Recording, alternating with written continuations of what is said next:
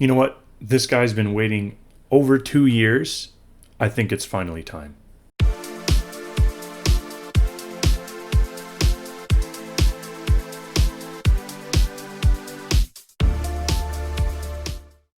Hey everyone, it's Game Fruit Pulp, and welcome back to another Minecraft Building Toronto episode, the 100th episode out on the channel. This is a big episode for the channel, and also for the project, and although it's coming out a few weeks later than planned, I'm still so excited to share it with you all today. Today, I'm going to showcase our team building the most famous building in the city of Toronto, and that of course is the CN Tower. This is a long time in the making, but I figured with a building as important as this one, we should do a video showcasing the tower actually being built, and not only the finished product. If you are excited to watch this tower become a reality, be sure to hit that like button. If you're looking for further ways to support the channel, be sure to check the description for a link to my Patreon page. Before jumping into the video's content, I suppose that I should explain exactly what this project is all about, since there may be a few of you watching that have never even seen this project before.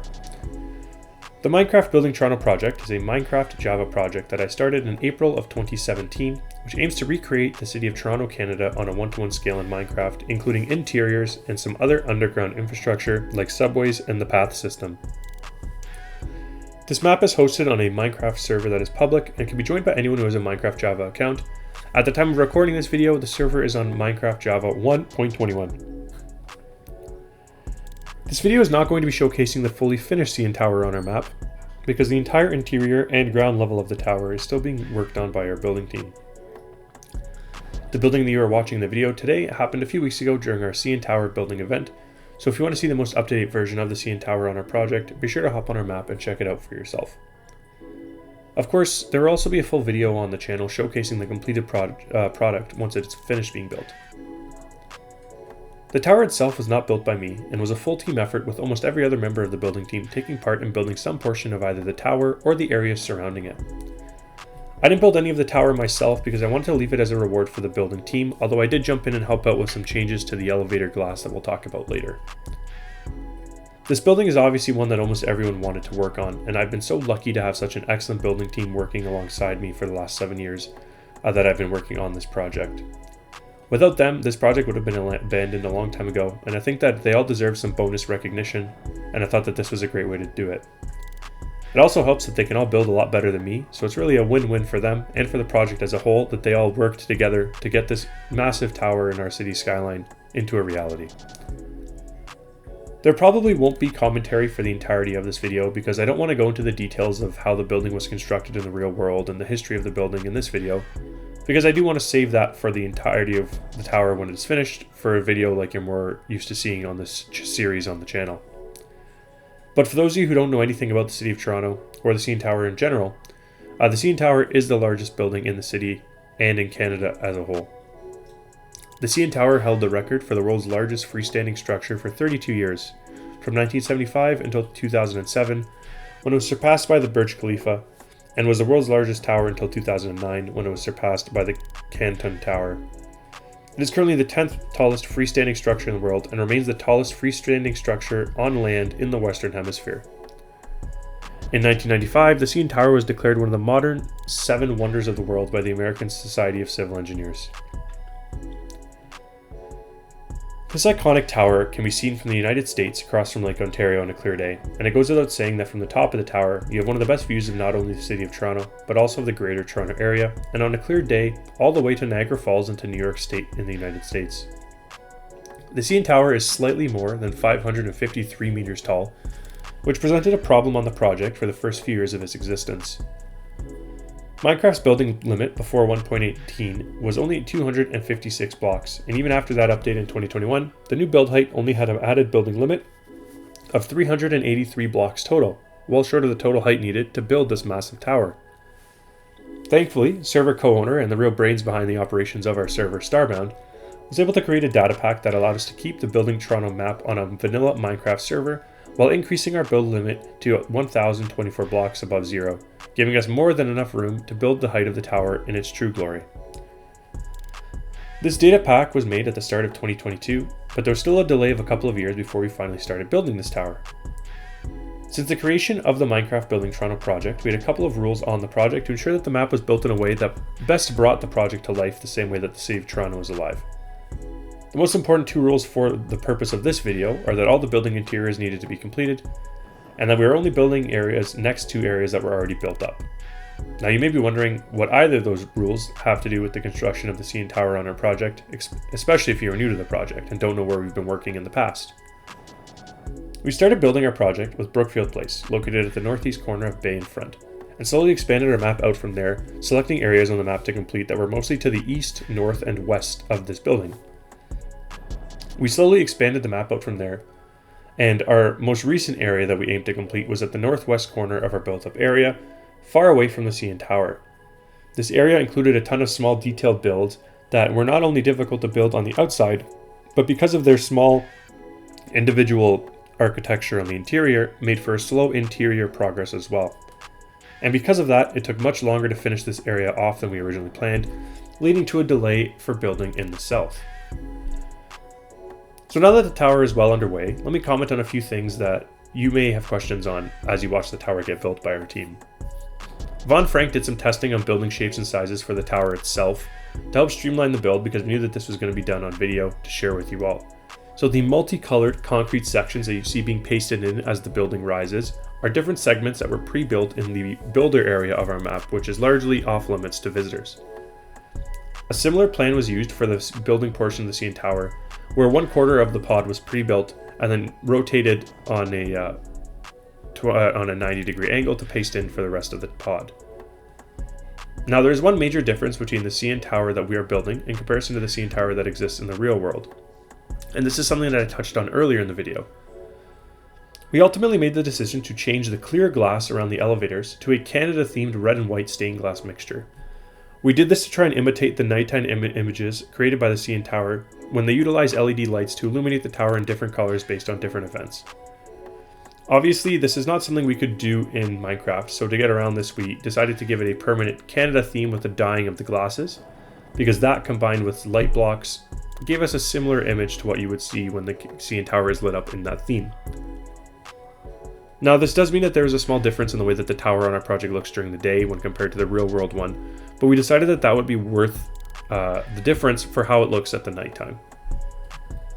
The great thing about the glass detail though is that it is something that we can very easily change. So if you don't like the decision we made, or maybe you do like the decision we made, be sure to let us know in the comments of the video so that we can look at how you guys give us feedback on this specific detail and adjust it accordingly based on what you guys think. The final thing that you may notice is that the block being used for the actual tower is changed a few times throughout the video. This isn't a permanent change, but a temporary one until the interior of the entire building is completed. The final block choice for the tower is going to be light gray concrete powder, but because of that block reacting to gravity, we didn't want to risk using it in all of the doorways, until all of the doorways were completed on the interior. Normally falling blocks on a building wouldn't be that big of a concern, but when they're falling hundreds of blocks down to the ground, this could leave us with a big problem of not only lag, but also difficulty replacing what has fallen down. We eventually settled on gray wool as the temporary block because it looked similar to the final product, but we also knew that it wouldn't be used for the interior, so it would be easy to change when the building was finished. That's pretty much it for what I wanted to cover on this video. One of the cool things about the CN Tower that we've already been able to utilize is that it's easy to quickly change the exterior to feature different events that are happening in the city or just in the world in general. We were able to do a Remembrance Day theme around the pod, even though the tower wasn't fully completed, to help sort of commemorate Remembrance Day, as I always try and do something on the channel for that important day. But like I said, that's pretty much all I wanted to cover. So until the tower is done being built, I'll leave you with some of the classic tunes of C418. I figured that the classic Minecraft music for such a famous tower was just simply the right choice to make. I hope that you all enjoy the build, and I'll be back with a few closing thoughts at the end of the video. I hope you enjoy.